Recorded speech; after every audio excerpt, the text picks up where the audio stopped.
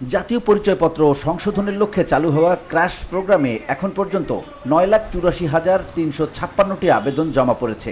এর মধ্যে 9,07,662টি আবেদনেরই মধ্যে নিষ্পত্তি করা হয়েছে বলে জানিয়েছেন নির্বাচন কমিশনের সিনিয়র সচিব আক্তার হোসেন।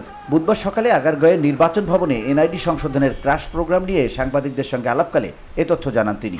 1 জানুয়ারি 2025-এ 3,78,836টা আবেদন আমাদের কাছে ছিল।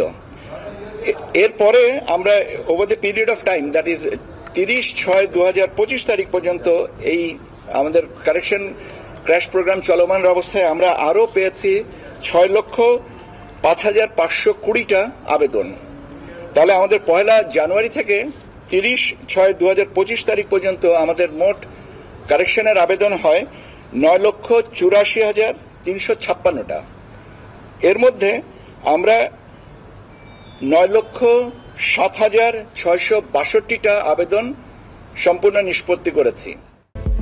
ইসির সিনিয়র সচিব আক্তার হোসেন বলেন, কমিশন ক্র্যাশ প্রোগ্রামের ওপর বিশেষ গুরুত্ব দেয় এ পর্যন্ত উল্লেখযোগ্য অগ্রগতি সম্ভব হয়েছে। তবে যেসব আবেদন এখনো নিষ্পত্তি হয়নি সেগুলোর বেশিরভাগই বিভিন্ন ধরনের সমস্যা থাকায় কিছুটা বিলম্ব হচ্ছে।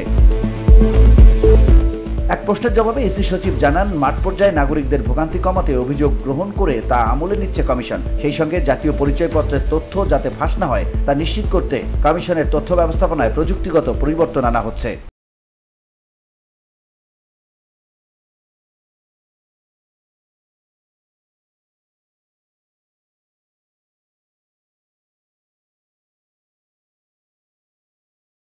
তিনি আরও জানান, এনআইডি সেবার ক্ষেত্রে এখন থেকে নিজস্ব মোবাইল নম্বরে ওয়ান টাইম পাসওয়ার্ড ব্যবহার বাধ্যতামূলক করা হচ্ছে।